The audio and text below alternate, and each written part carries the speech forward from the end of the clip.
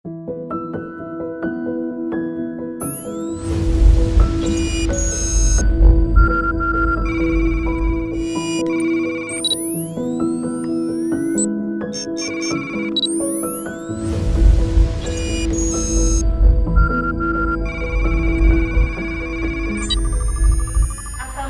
warahmatullahi wabarakatuh. Selamat pagi sahabat Rumah Sakit Jantung dan Pembuluh Darah Harapan Kita.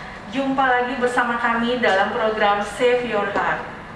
Program ini kami sajikan untuk para sahabat Rumah Sakit Jantung dan Pembuluh Darah Harapan Kita serta masyarakat Indonesia yang memerlukan informasi serta edukasi seputar kesehatan jantung dengan topik-topik menarik lainnya.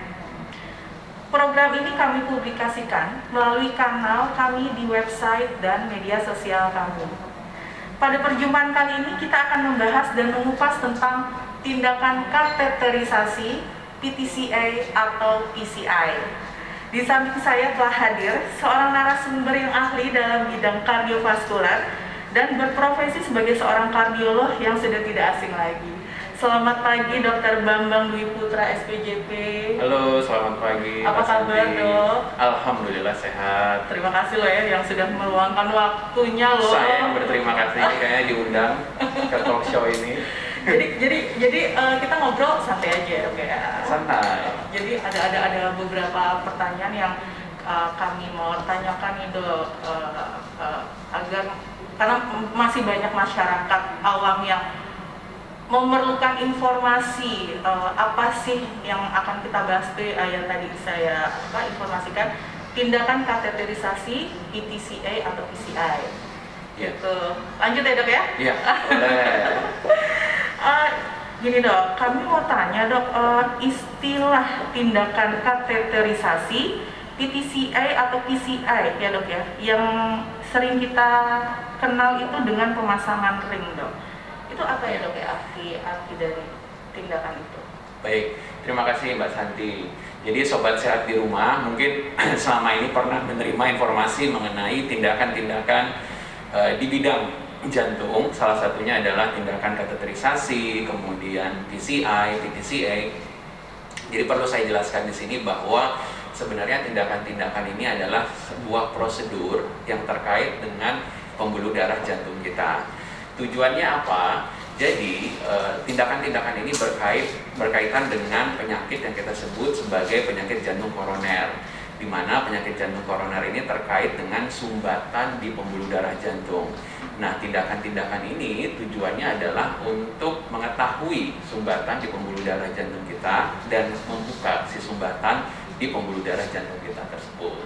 Gitu. Jadi memang ini adalah tindakan-tindakan yang kita gunakan untuk membuka atau melebarkan sumbatan di pembuluh darah jantung kita. Itu yang tindakan kateterisasi dok? Kalau kateterisasi itu adalah sebuah istilah yang kita gunakan untuk mengetahui sumbatan di pembuluh darah jantung kita. Kalau PCI atau PTCI atau istilah awamnya kita sebut sebagai pemasangan ring, itu adalah tindakan untuk membuka si sumbatan tersebut. Gitu. Kemudian dok, untuk tujuan dari tindakan kateterisasi, PTCI atau PCI dok, tujuannya dok? Jadi seperti yang saya sudah jelaskan tadi, pada suatu ketika pembuluh darah jantung kita yang tadinya alirannya lancar bisa terdapat sumbatan. Nah, si sumbatan ini tentu saja mengganggu aliran pembuluh darah jantung. Ya, pembuluh darah jantung itu kalau kita ketahui lebih lanjut, fungsinya adalah untuk memberi makan otot-otot jantung kita untuk dapat bekerja. Nah, pada suatu ketika terdapat sumbatan, nah sumbatan itu sangat mengganggu aliran darah di pembuluh darah jantung kita, sehingga akhirnya otot jantung kita jadi kekurangan pasokan oksigen atau makanan. Nah, pada kondisi seperti itulah kita perlu membuka si sumbatan tersebut. Nah, ring yang dipasang, ya, tindakan PTCA atau PCI itu tujuannya adalah untuk mengembalikan si aliran pembuluh darah jantung kita tadi. Untuk jadi normal lagi ya dok? Betul. Oke. Kemudian dok, untuk indikasi pasien yang harus dilakukan itu dalam tindakan tersebut apa dok? Ya, kateterisasi, PTCI, PCI. Ya, nah jadi ini seringkali memang ditanyakan pasien ya Mbak Santi ya. Jadi kapan sih saya harus melakukan pemasangan ring ya atau tindakan PCI, PTCI? Jadi tentu saja nomor satu, seorang pasien ya atau seseorang yang mengalami keluhan atau gejala, ya, biasanya mayoritas keluhannya itu adalah nyeri dada. Nyeri dada Ya, itu nyeri dada. ada gangguan kayak nafas juga nggak sih dok, kayak Bisa, jadi sesak gitu ya dok? pasien yang datang tuh biasa keluhannya mayoritas nyeri dada, tapi bukan berarti keluhan di luar nyeri dada tidak bisa. Baik, Ya, baik. bisa berupa sesak nafas, nafas terasa berat, Baik, macam-macam. Tentu saja nomor satu, kita harus berkonsultasi terlebih dahulu ya ke dokter spesialis jantung Baik. yang kompeten tentunya untuk menentukan kira-kira ini apakah bisa dilakukan pemasangan ring atau tindakan PCI tadi. Gitu. Nah, biasanya dokter jantung akan melihat nomor satu dari keluhan pasiennya seperti apa. Ya, cocok nggak nih? Baik. Ya. Kemudian setelah mendalami keluhan pasien, biasanya dokter jantung akan melakukan pemeriksaan penunjang. Pemeriksaan penunjang itu macam-macam. Ya, Seperti apa tuh dok? Contohnya adalah EKG. Ya, EKG itu rekaman listrik jantung. Kemudian ekokardiografi. Ekokardiografi itu adalah USG jantung nama awamnya. Kemudian ada namanya CT scan koroner, ya. CT scan koroner itu adalah untuk mengetahui ada atau tidak kira-kira sumbatan di pembuluh darah jantung kita. Itu termasuk pemeriksaan dasar ya dok ya? Betul. Jadi ini adalah pemeriksaan-pemeriksaan Awal, gitu ya? penapis, ya, artinya screening lah istilahnya. Baik. Ya. Ada juga namanya pemeriksaan uji latih jantung atau treadmill test. Itu juga bisa dilakukan untuk mengira kira-kira nih ada atau tidak sumbatan yang signifikan di pembuluh darah jantung seorang pasien. Nah, setelah kita melakukan serangkaian asesmen awal tersebut, ya, mulai dari keluhan pasien, kemudian kita melakukan beberapa pemeriksaan penunjang, kita akan lanjut biasanya. Kalau memang kita curiga bahwa pasien ini memiliki sumbatan yang signifikan di pembuluh darah jantungnya, kita akan melanjutkan dengan pemeriksaan yang tadi saya jelaskan, yaitu pemeriksaan kateterisasi. Ya, jadi pemeriksaan kateterisasi itu adalah suatu pemeriksaan invasif, ya, karena kita akan memasukkan alat berupa kayak selang kateter kecil, ya, ke pembuluh darah pasien. Biasanya kita aksesnya lewat lengan sini mbak atau pangkal paha. Gitu. Nah, kemudian kita masukkan alat tersebut akan masuk ya ke pembuluh darah jantung, kemudian kita akan lihat alirannya bagaimana. Ya, kalau memang terdapat sumbatan yang signifikan di pembuluh darah jantung kita, nah biasanya disitulah dokter jantung akan memutuskan kira-kira perlu atau tidak ini pasien mendapatkan pemasangan ring atau tidak. Kemudian dok, untuk tindakan kateterisasi tersebut dok, itu kurang lebih apakah prosesnya lama dok? Gitu. Kemudian setelah tindakan kateterisasi itu, apakah pasien tersebut harus rawat inap atau apa hanya sehari yang dibilang istilah one day care? Baik, jadi kalau untuk tindakan kateterisasi saja, jadi artinya melihat pembuluh darah jantung saja, itu biasanya kita bisa lakukan dengan one day care. One day care dok, jadi nggak perlu rawat inap. Pasien gitu masuk ya? pagi, kemudian nanti dilakukan tindakan, kemudian sorenya setelah observasi tentunya ya, pos tindakan, pasien bisa pulang kembali ke rumah. Kurang lebih berapa lama dok tindakan tersebut? Kalau tindakannya sendiri bisa nggak terlalu lama biasanya kalau untuk kateterisasi saja. Ya, kalau kateterisasi saja kan kita cuma melihat pembuluh darah jantungnya ada sumbatan atau tidak. Ya, itu mungkin bisa berlangsung sekitar 30 menit ya kalau memang lancar tindakannya. Tentu saja bergantung kepada kondisi pasien masing-masing. Ya. Nah, kalau tindakan pemasangan ring biasanya kita mengobservasi pasiennya agak lebih lama sedikit karena kan tindakannya seperti lebih berat ya dibandingkan dengan kateterisasi. Jadi biasanya pasien kita inapkan 1 malam gitu untuk observasi, kemudian besok paginya pasiennya boleh pulang setelah melakukan tindakan. Kalau tidak ada komplikasi-komplikasi yang serius pasca tindakan. Kemudian dok, pertanyaan selanjutnya nih, untuk prosedur perawatan seperti apa dok setelah dilakukan tindakan kateterisasi, PTCA atau PCI? Oke, mungkin maksudnya apa yang harus dilakukan pasiennya ya kali ya. Betul. Gitu. Jadi, nah ini yang sebenarnya merupakan tantangan. Ya, kenapa saya bilang tantangan adalah karena ternyata penanganan penyakit jantung koroner itu tidak hanya berhenti dengan kita melakukan tindakan baik kateterisasi ataupun PCI saja. Jadi ada banyak faktor-faktor yang mendukung kesuksesan pasca dilakukannya tindakan tersebut, ya, tindakan pemasangan ring tadi. Yang biasa kita edukasi kepada pasien adalah nomor satu, pasiennya harus rutin minum obat. Ya, ada obat-obatan rutin yang memang harus diminum pasien setelah tindakan, dan itu dikonsumsinya beda-beda tiap pasien. Ada yang seumur hidup, ada yang cuma 1 tahun, ya, gitu. Nah, pasien harus disiplin. Ya, kenapa saya bilang seperti itu? Kalau tidak disiplin, ada kemungkinan sumbatan bisa muncul lagi di ring yang telah dipasang. Oh gitu. Atau bahkan pasien bisa serangan jantung kembali. Gitu. Nah, itu kira-kira apa ada jangka waktu dok? Maksudnya apa ya? Yang tadi dokter sampaikan, apabila pasien tersebut nggak rutin ya minum obat gitu ya? betul. Apa mungkin ada jangka Betul. waktu Jadi kalau pasien penyumbatan lagi gitu? betul bisa, itu bisa terjadi, dan itu bisa terjadinya cepat atau lambat, ya, gitu, tergantung tiap pasien beda-beda tentunya. Nah, selain obat-obatan, tentu saja yang paling penting adalah lifestyle pasien atau gaya hidup, ya, itu yang kadang-kadang pasien juga sering lupa. Ya, gaya hidup apa saja nih? Itu sebenarnya udah ada panduannya. Nomor satu, pasien yang tadinya merokok, ya sudah pasti harus berhenti merokok. Gitu. Jadi kalau kita sering dapat pasien yang misalkan dia kena serangan jantung, tadinya merokok, kemudian dilakukan pemasangan ring, kemudian serangan jantungnya sudah teratasi, kemudian akhirnya beliau bisa berhenti merokok. Nah, ternyata 3 bulan, 4 bulan kemudian dia mulai ide lagi tuh merokok biasanya. Gitu. Kadang-kadang pasien-pasien seperti ini yang kita reedukasi kembali atau lakukan edukasi kembali bahwa ya sebenarnya penanganan pasca pemasangan ring seperti ini tidak hanya bergantung pada obat-obatan dan tindakan saja. Jadi lifestyle itu gaya hidup pasien sangat penting. Gitu. Jadi dia harus tetap berhenti merokok, kemudian menjaga berat badan, ya. Jadi olahraga ya? Betul, ya. Baik dengan olahraga ataupun gizinya juga harus diatur, ya. Itu sangat penting.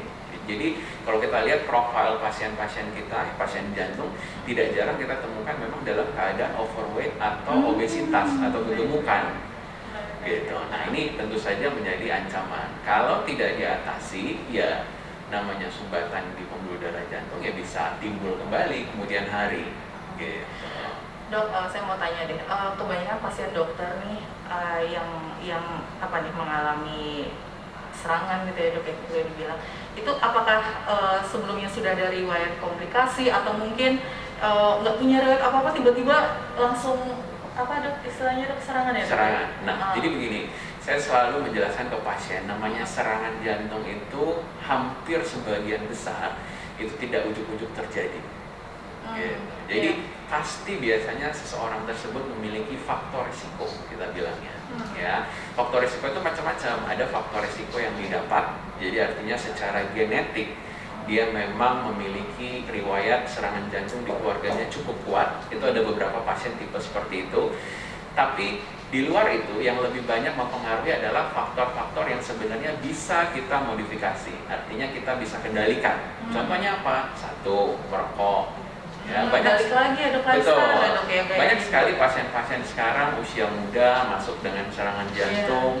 Ternyata faktor risiko satu-satunya yang kita temukan apa? Merokoknya kuat, dan itu kebiasaannya sudah dimulai dari dia bangku sekolah. Gitu. Jadi hal-hal seperti ini kan sebenarnya sangat kita sayangkan. Gitu. Terus balik lagi ya ke terus ada juga hipertensi, ya, atau tekanan darah tinggi. Kemudian sakit gula atau diabetes itu juga sering menjadi faktor risiko dari timbulnya serangan jantung di kemudian hari. Jadi untuk sobat sehat di rumah, kalau memang masih merasa memiliki yang tadi saya sebutkan, masih merokok, ya, atau tensinya tinggi atau gulanya tinggi, nah ini harus kita kendalikan, ya, harus segera cari cara untuk bagaimana kita bisa kendalikan. Wah, ini informasi penting loh ya, sahabat rumah sakit jantung dan pembuluh darah harapan kita serta masyarakat Indonesia. Dengan penjelasan dokter tadi, salah satu yang mempengaruhi itu gaya hidup. Betul. Ya, intinya di situ ya dok ya. Oke, kemudian yang kita mau tanya lagi nih dok, tindakan itu pasti kan ada komplikasinya ya dok. Kira-kira membahayakan nggak sih dok dari tindakan kateterisasi, PCI? Ya, jadi sebagai seorang dokter tentunya kita berusaha yang terbaik ya untuk mendapatkan hasil dari tindakan-tindakan ini juga yang terbaik buat pasien kita tentunya. Namun ada kalanya beberapa kondisi di mana pasiennya memang memiliki komorbid ya, terutama ya yang dengan modal awal yang sudah kita bisa katakan tidak bagus. Nah, itu pasien-pasien yang seperti ini bisa rentan untuk mendapatkan komplikasi. Ya, komplikasi tindakan pemasangan ring atau tindakan kateterisasi karena kita bermain-main dengan pembuluh darah jantung, komplikasi terberatnya adalah kematian. Gitu. Jadi itu harus dipahami oleh pasien atau siapapun yang akan menjalani tindakan. Komplikasi yang ringan seperti misalkan perdarahan ya, atau gangguan irama jantung juga bisa terjadi selama tindakan atau pos tindakan atau setelah tindakan.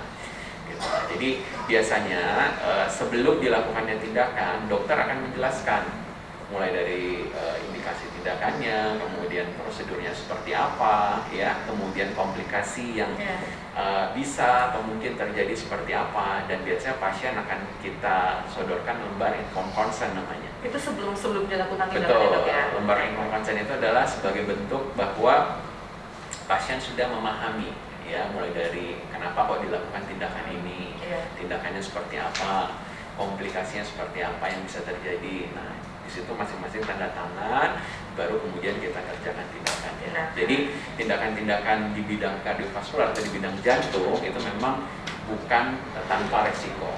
Ya, kita akui memang juga bisa terjadi komplikasi-komplikasi yang tadi saya sebutkan.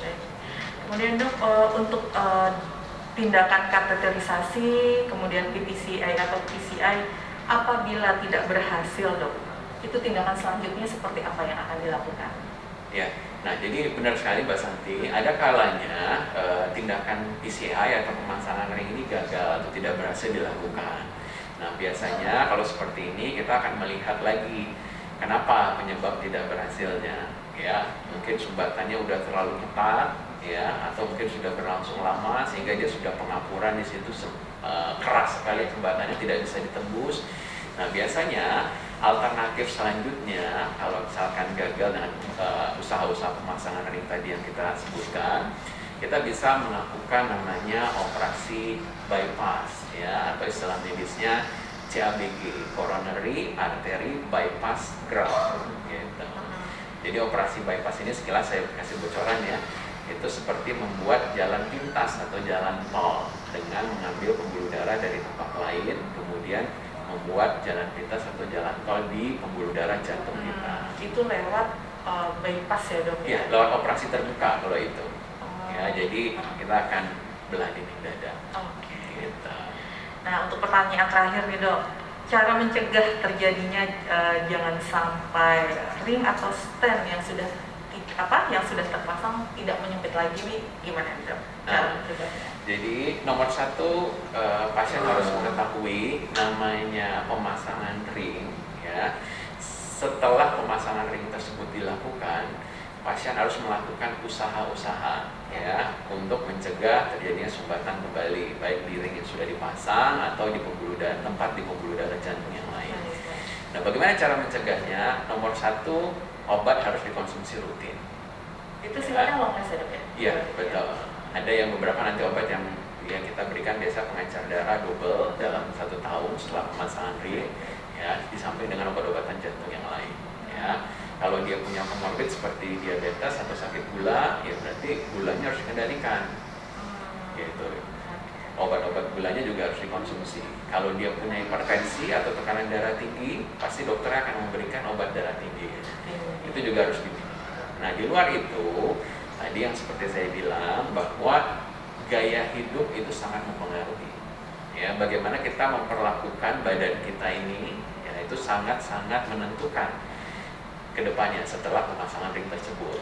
Ya. Berarti ini ya dok ya, harus self love, mencintai diri sendiri, gitu juga. Self love first ya. Self love first. Nomor satu Dengar bagaimana? tuh sahabat rumah sakit jantung harapan kita, Ya. self love. Ya, nomor satu berhenti merokok.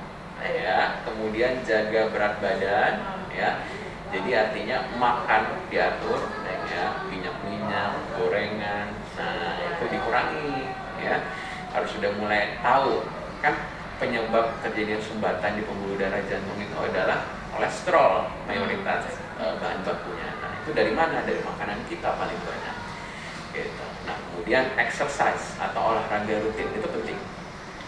Gitu. Kalau dibilang olahraga rutin itu dok, bisa diinformasikan nggak sih dok? Minimal seminggu itu berapa kali sih dok? Nah, jadi rekomendasinya sebenarnya adalah 5-7 kali dalam seminggu.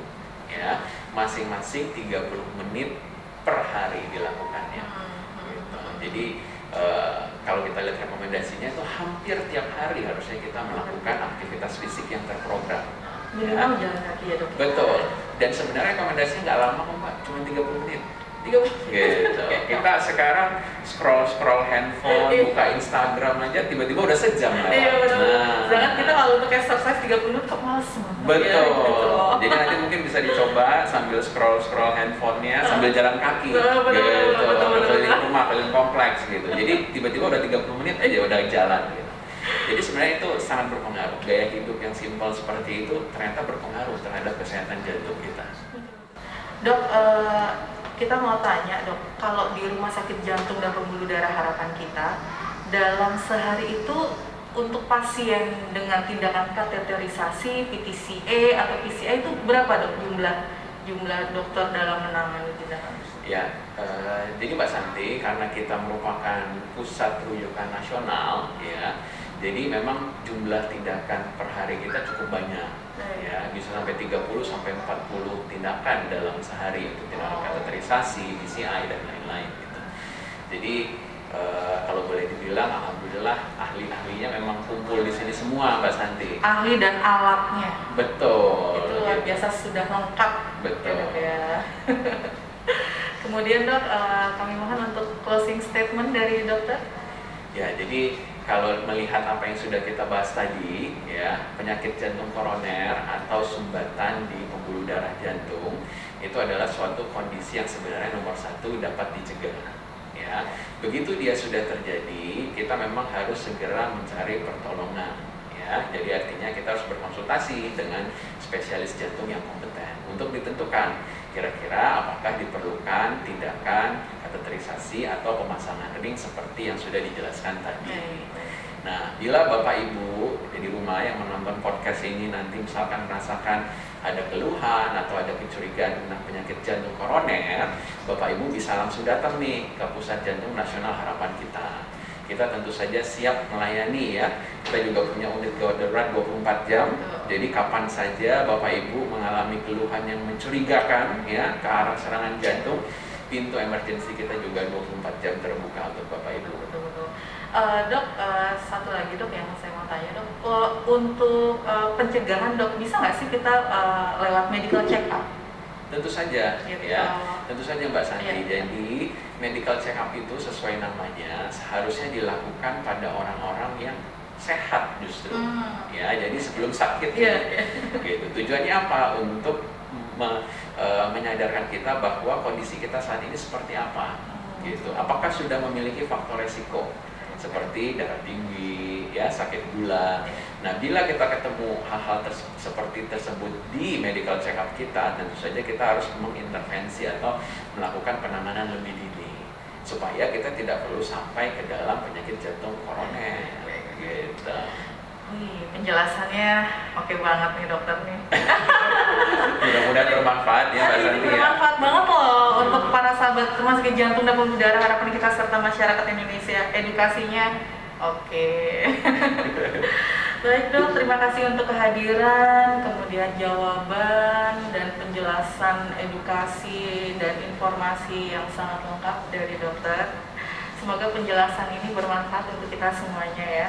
Akhirnya kita berada pada penghujung topik hari ini. Terima kasih juga kami sampaikan kepada Direksi Rumah Sakit Jantung dan Pembuluh Darah Harapan kita, kemudian seluruh pendukung acara ini, dan juga kami bekerja sama dengan unit IPPU dan PKRS. Terima kasih semuanya. Sampai berjumpa lagi dengan topik-topik menarik lainnya, dan juga kami sampaikan terima kasih sekali kepada Dr. Bambang dengan senang hati Dwi Putra SPJP yang sudah berkenan hadir meluangkan waktu di acara podcast ya dok ya, yang obrolan santai, Save Your Heart. Terima kasih sahabat Rumah Sakit Jantung dan Pembuluh Darah Harapan kita dan masyarakat Indonesia. Wassalamualaikum warahmatullahi wabarakatuh. Waalaikumsalam.